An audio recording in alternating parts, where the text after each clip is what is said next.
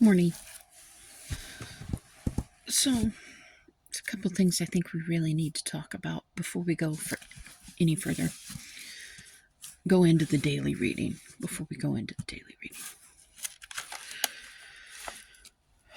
one of the first things we need to recognize, and I probably should have addressed it yesterday, and maybe should have addressed it a lot sooner, but we just got done reading about Bezaleel and Aholiab.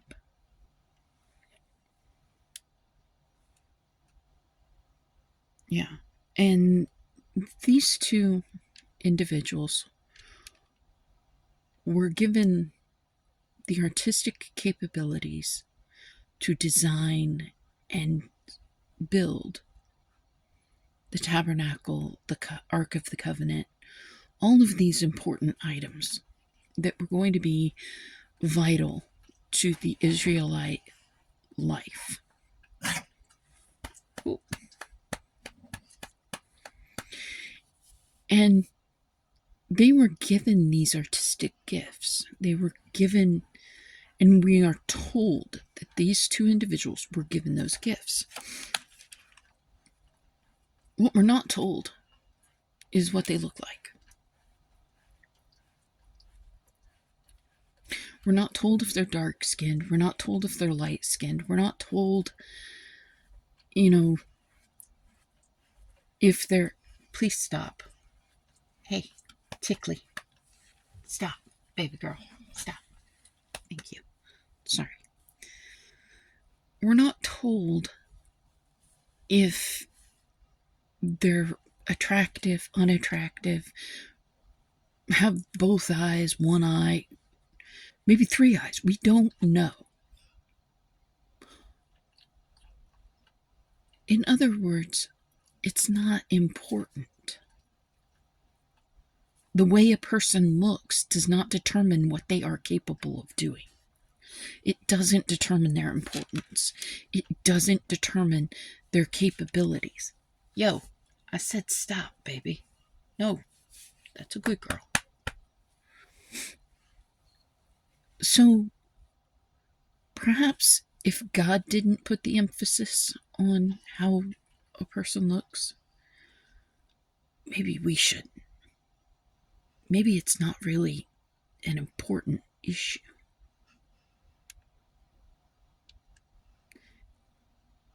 In truth, there are very rare places in the Bible where it discusses the way a person looks.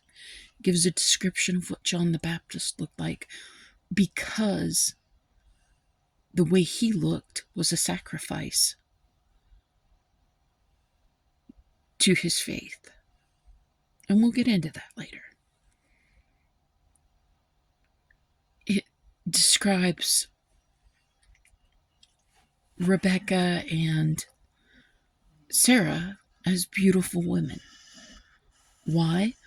Because that becomes part of the story as to, okay, why is Abraham lying?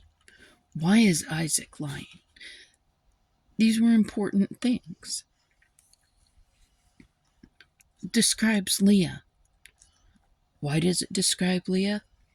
Because it lets you know this is why Jacob chose Rachel over Leah. This is why Lemuel, I believe that was his name, decided to cheat Jacob and force him to marry Rachel, or marry Leah, before he could marry Rachel.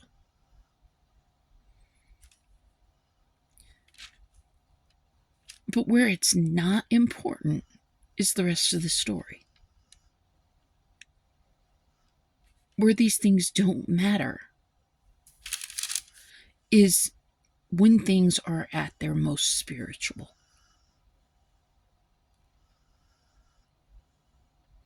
If the way that a person looks matters to the story because of the human aspect of it, that is when we get the description of a person's looks. And even then, It doesn't describe their skin color.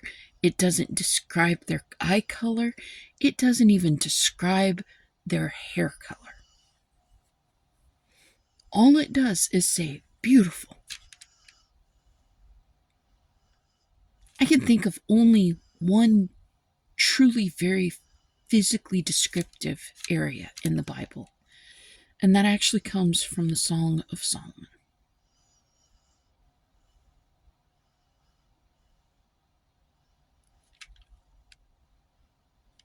And that is a couple of lovers describing one another's lovers.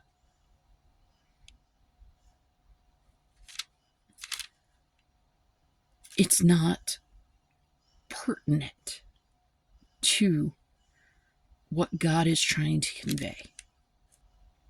And if the way that we look doesn't matter to God, why should it matter so much to us?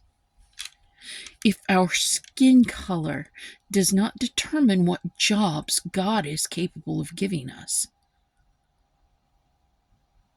then why does the skin color matter so much to us? A big thing about DEI has been going on. Why? Because back in the day of slavery, and then again of segregation and Jim Crow laws, white people were doing their best to keep black people down. The best way to equalize was to governmentally mandate DEI, diversity, equity, inclusion.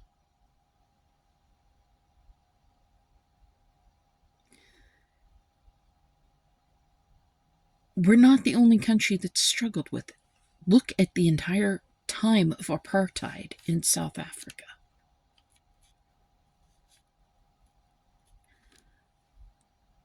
People were being refused jobs. People were being refused the sale of homes. They were being refused loans. The best, all because of the color of their skin. All because they had more of a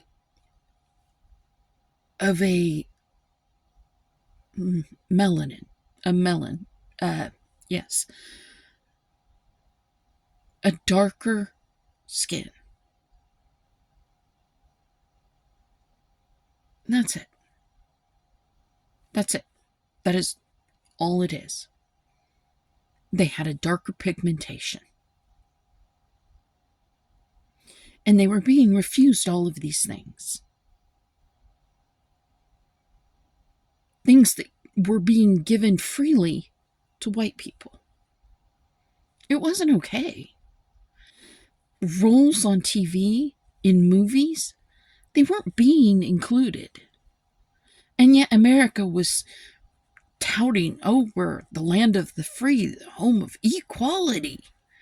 But there wasn't equality until we were governmentally mandating it. There's still not equality in between male and female jobs.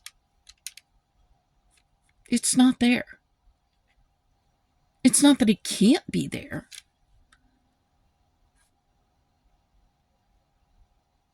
That's the thing. If these things aren't important to God, why are they so important to us? If they're not important enough for God to make that description, I mean, let's look at the fact that down to the exact measurement, we were told how to build the ark, how to build the lampstands, how to build this. But what we weren't told was what the people looked like that were building it. We weren't given a description of the individuals that were skilled. because it didn't matter. And if it doesn't matter to God, why should it matter so much to us?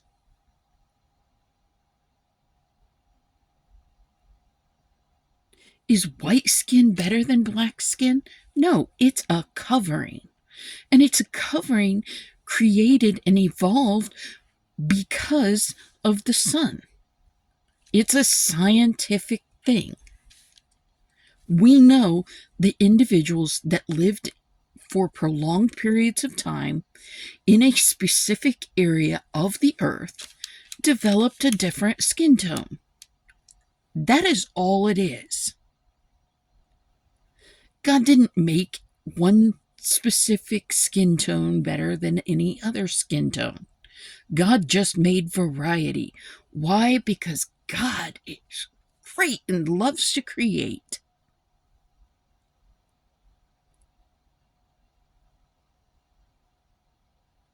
God is an artist with an entire palette of colors. As someone that occasionally likes to paint, I can assure you, when I buy a new or am given a new grouping of paints and they're all different colors, I'm like, oh my gosh, look at all the colors I've got. Oh, it's so much fun. Look at all the colors I can make. If I get that excited about an artistic opportunity, imagine how excited God gets. Imagine how happy God is over the opportunity to provide so much beauty. And that's what it is. So much diverse beauty. God is a child with a brand new box of coloring crayons and loves to color the earth. It's important that we know that. It's important that we accept that God does not find importance in a description of what we look like. And it's also important that God chose specific people to serve him, not by their color and not by their hair or their good looks, but by their faithfulness. And that's the only concern that God truly has about whether a person is going to be capable of doing the job or not. Are they going to be faithful to God? Not loyal to man, but faithful to God. Not concerned what the mirror shows, but faithful to God.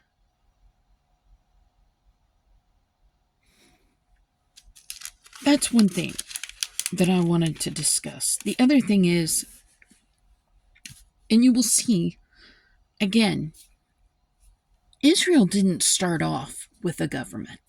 Israel didn't start off with a king. Israel didn't start off with an actual government. Israel started off with God telling one man, go and do this, and be faithful to me, and I will bring them out. Israel didn't begin with a government. Israel started with God, and then they worked from the ground up to create a government. They worked with God from the ground up to create that government. And I have mentioned several times that and apparently this is going to have to be its own video, I lived in a third world nation, and I worked for a government organization. I was a volunteer for a government organization. And one of the things we had to go through training before we were permitted to go and live in the villages is one of the things that they required that we understand is that an economy doesn't actually work when the richest give money to the poor. Because most of the time, the richest do not like giving the poor anything. They take it off on their taxes. They will give a little bit, but only as much as they need to pay the taxes and also to benefit it from it themselves. So what we had to do, and mind you, this is our government, the American government, telling us volunteers that you needed to start from the ground up. It was the villagers that were going to be able to build the country and strengthen the country and eventually bring a better economy to the country. Our government knew that in even the poorest of nations, trickle-down economics did not work. And I was there during the time of a Republican president. I was in that third world serving as a volunteer for a government organization during the time of a Republican president. And it was made abundantly clear to us that the system of government that America was trying to live under for an economy, building purpose of trickle-down economics would not ever work. We were told this. This is what you need to understand. When the richest of the rich attain wealth, their first thought is not, I need to pay my people more money. Their first thought is, I can buy another house. And I can have several houses throughout everywhere in the world. I can have a yacht. Maybe my yacht can have a yacht. That is the problem. Economy never works when it's coming down from the top, because once it's given at that top level, then that's where it stays. Because as yet, we do not have the laws that we need to in place to ensure that that money does come down.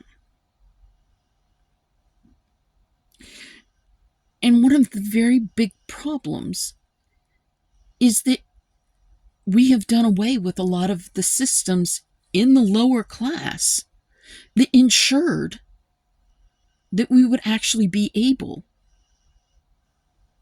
to have part of that wealth, share in part of that wealth.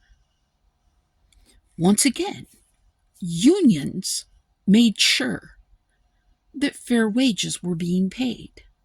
And it's not just that unions made sure of it for their union members.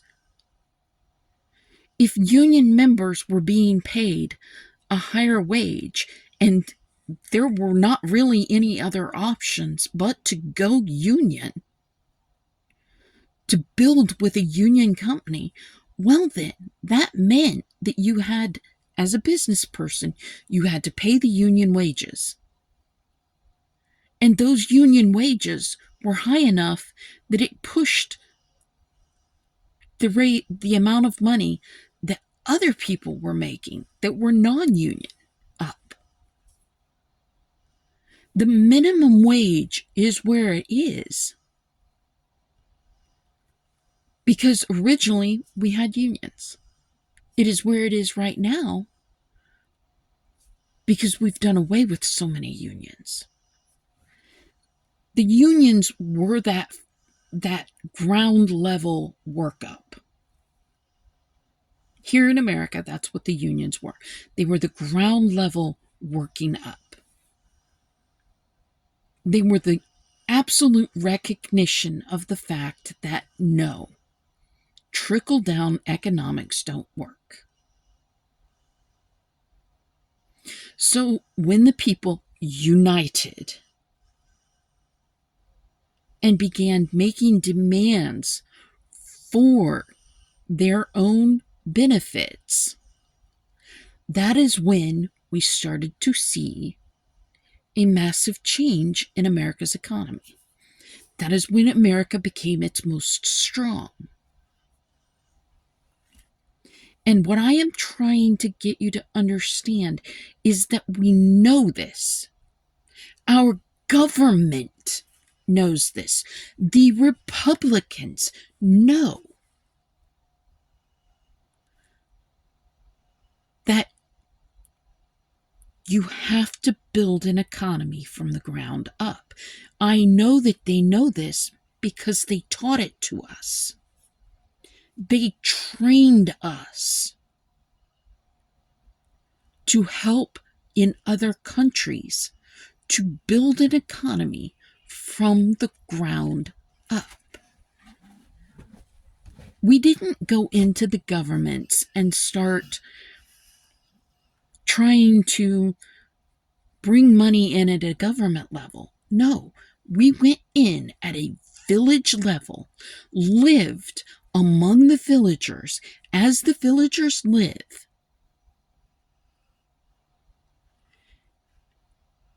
And we began to work with them, whether it was to build a garden, whether it was to file for grants and loans, whether it was to start libraries, whether it was to work on school education. Our jobs were to build up from the bottom, to teach people how to build up from the bottom. Because we knew, our government knew that coming down from the top wasn't working. And I want you to settle on that. I want you to really wrap your head around that. The American government knows trickle-down economics, Reaganomics, Republican-led economics do not work. They're aware of it. Why do they continually push it on us? Because most of their donors are that top 1% of the wealth in this world, in this country, in this world, the top 1%. Because they are more capable of achieving higher fundage. Because if they stay with the trickle-down economics, then you have to see that they actually benefit more than the people they represent. And that matters. Because, as I said, they already know that you're not going to be the beneficiary of that economy. And they already know because they have been training us. Well, they had been training us as volunteers to do the opposite in other countries, to work from the ground up, to teach people to work from the ground up.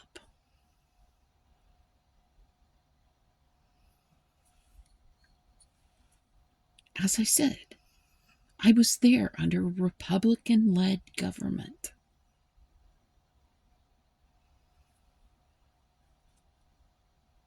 it is important that we recognize these facts. Because the more that we recognize them,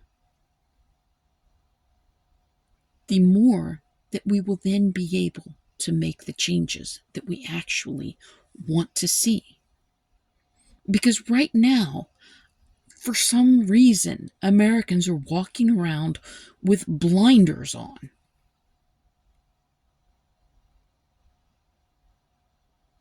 Not seeing the truth of the choices that they are making. And I say that knowing full well that, in truth, the popular vote didn't go to the incoming administration. I say that knowing that there was a large swath of people that just decided not to vote. Whether they were dejected and upset over the government system and they felt, my vote doesn't matter. They just found out how much their vote does matter.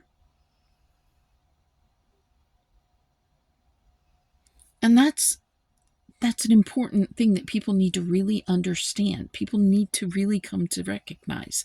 Our government does know what will work. Our government tells the volunteers to teach a specific way in foreign nations. But they require that Americans live by a different way.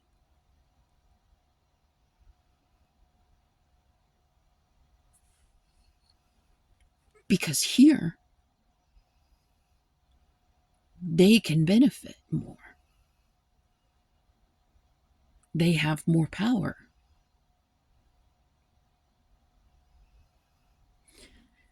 We are part of a world community. And we have got to get to the point where we begin to understand and recognize that it is not just America on an island. We also need to recognize that building up these other governments, giving money to these other governments in these other nations is not going to work. Giving money to these other corporations and allowing corporations to move those jobs, that's not really going to work. But when you bring the rest of the people in the world up to the level that the Americans live at, then suddenly you find that corporations actually have to pay more money to go and build something somewhere else. You don't want jobs to leave America? Make sure that other countries actually are built up to the point where they live at the same level. It's part of being a world community.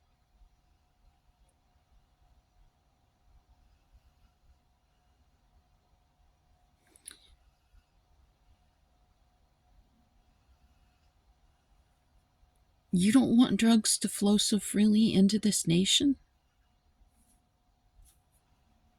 Well, I get it. I don't like it. But to stop it means that you have to stop supporting the corporations that buy from essentially cartels, which is a really difficult thing to do because they shade their money.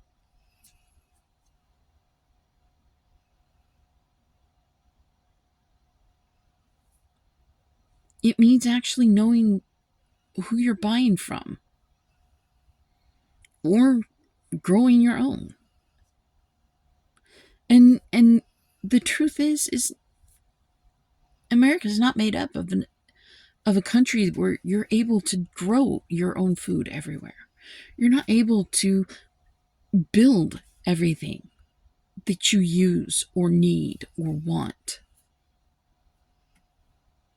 a lot of it has to be imported. And what happens when it gets imported now under this new administration? We're told there's going to be tariffs everywhere. We already know, I've already said, the tariff is a tax on the people because it isn't the countries that pay the tariffs. It is the companies importing the goods into the other countries. So the tariff might get placed on China, but it is the American country bringing the goods into America that is paying that tariff. And what's going to happen then? The prices are going to raise because the CEO says, my bonus is smaller. I don't like that my bonus is smaller. We'll make other people pay for it. They say it's a crucial need to have these things. Let's see if they'll pay for it. I saw a commercial the other day, and I thought it was absolutely hysterical. Because this commercial was for a sandwich company, and they were advertising that they were selling 6-inch sandwiches for $6.99. That's interesting. 10 years ago, yeah, about that, you could get a 6-inch sandwich for $3.99.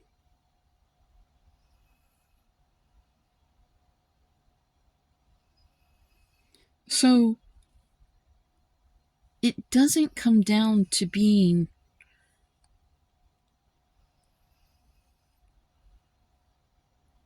that the prices are raising and nobody, when you go and you buy those things in spite of the price, which we all have to,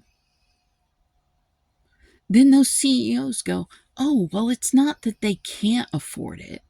It's not that they can't afford to give me a bonus that's several $1 million.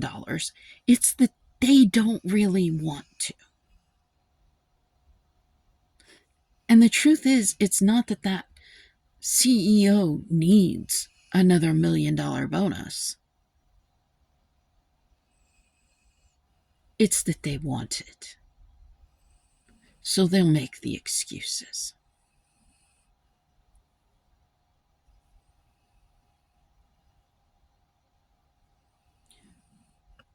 What you have to do is ask yourself what you're willing to take. How much are you willing to put up with?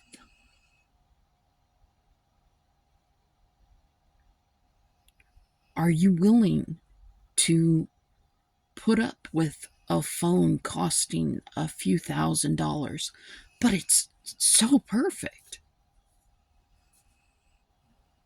Are you willing to give up being able to eat all 7 days of the week so that you can have that phone? Or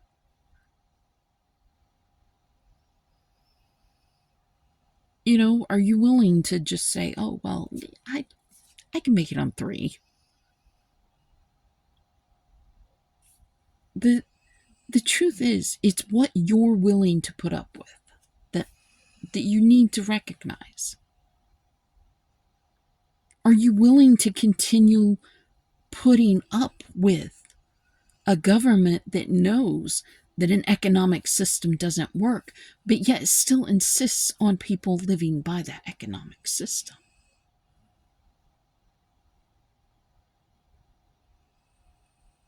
Because when you get to the point where you can no longer take it, when you get to the point where you recognize that it's not working and you don't want to put up with it anymore, that's when things start to happen. through peaceful resistance, through protest, through many different means. People begin to forge those united bonds, and they begin to build. That's how we wound up with unions in the first place.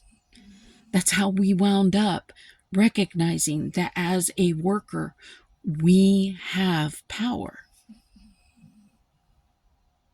As the middle class goes, so goes this nation.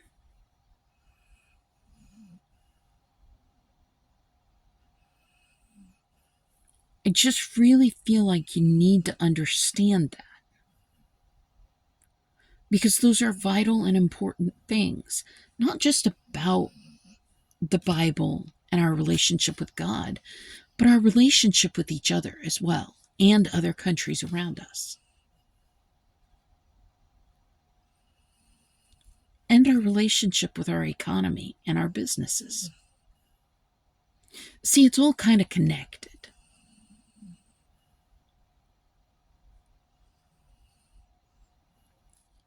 And we really need to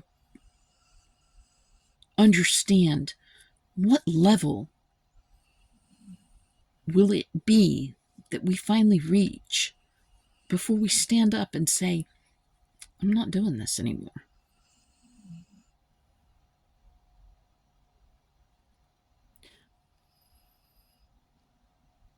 And again, this incoming administration is not a mandate on how well that individual was liked. No.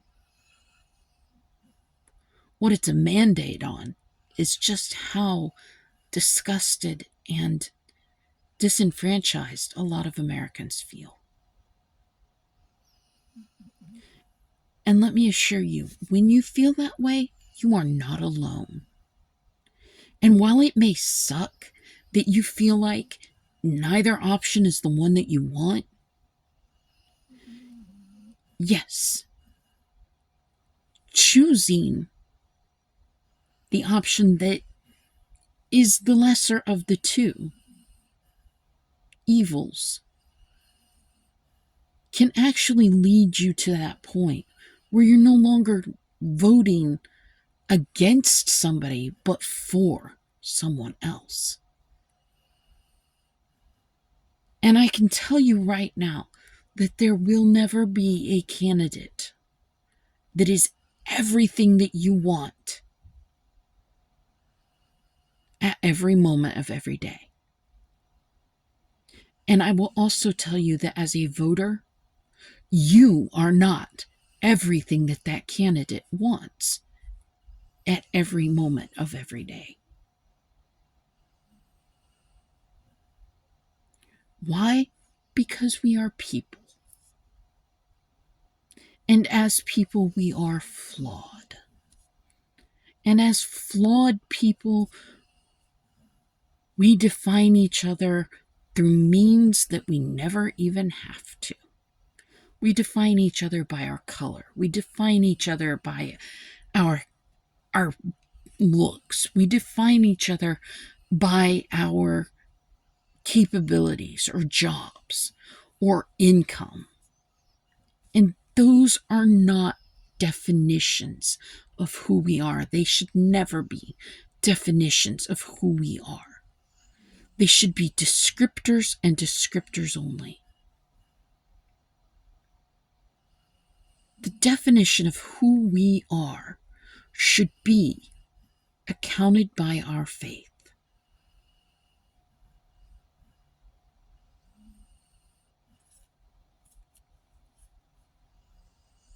Because our faith is what gives us our capabilities.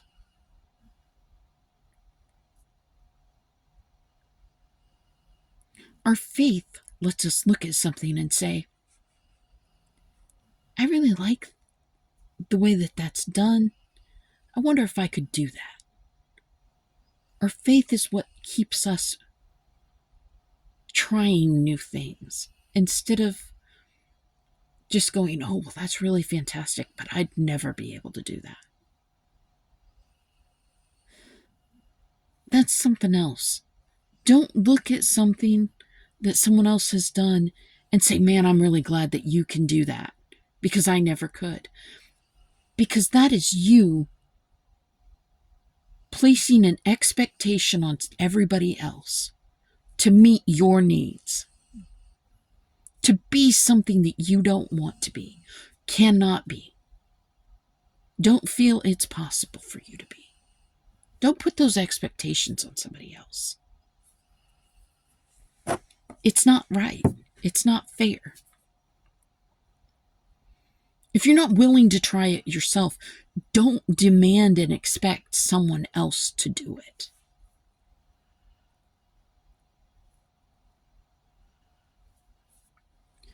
Now, I obviously am going to have to record a different video to get us into the daily reading. I was not expecting to do this today. I thought it was just going to be a quick little blurb, but obviously that didn't work for me. So, I'm going to end this one. We'll go into the reading.